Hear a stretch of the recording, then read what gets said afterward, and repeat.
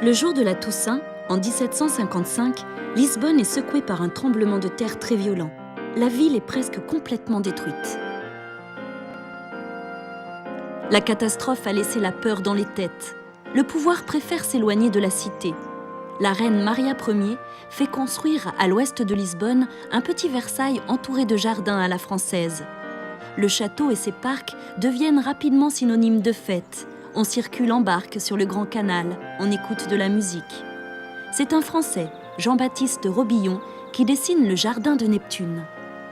En contrebas, le jardin d'esprit italien cache un pont baroque décoré d'azulejo.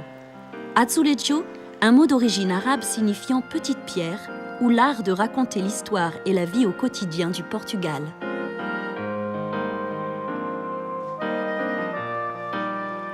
Depuis Queluz, la cour aimait aussi rejoindre la résidence de Caxias, à 1 heure de calèche. Une journée pour profiter de la douceur de l'océan dans un parc divisé en 2 parties. Le fruitier et le potager, aujourd'hui disparus, et le jardin d'agrément, dominé par une cascade monumentale.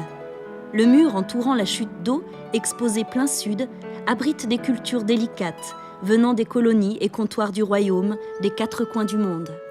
À Oeiras, une autre demeure est l'œuvre d'un homme célèbre au Portugal, le marquis de Pombal. Le marquis, c'était le premier ministre de notre roi, José Ier. Il a été le grand moteur de la reconstruction de Lisbonne après le tremblement de terre. Et pour le remercier, le roi l'a donné la ville d'Oeiras. Et puis, il veut faire ici une œuvre dans le style du jardin à la française, un peu une copie de Versailles. Le jardin, c'est un jardin de plaisir, mais aussi un jardin de production, parce que tous les arbres produisent des fruits.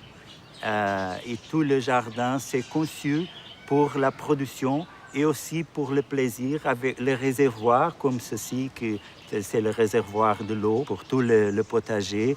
C'est aussi un lac pour pêcher, pour prendre un bateau, pour prendre du bain.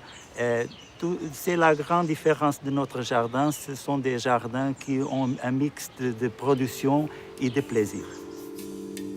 Succédant au Prince, la côte à l'ouest de Lisbonne devint la destination favorite des touristes et des vacanciers.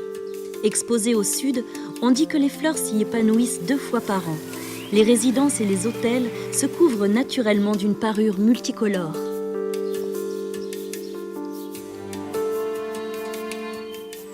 Posé sur une montagne de granit, entouré d'une forêt, telle une île au milieu de l'océan, le palais de Pena attire tous les regards. Cette folie est née de la volonté de Ferdinand, un prince venu de Bavière en 1836 pour épouser la reine du Portugal, Marie II.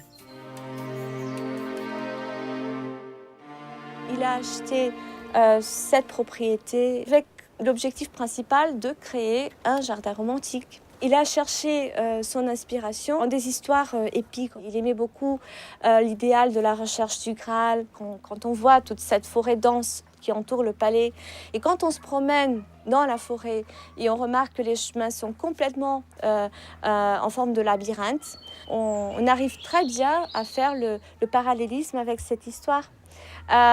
Et aussi, de temps en temps, on arrive à ce genre d'endroit où on voit très bien le palais de loin. Et on sait que le palais, c'est notre objectif.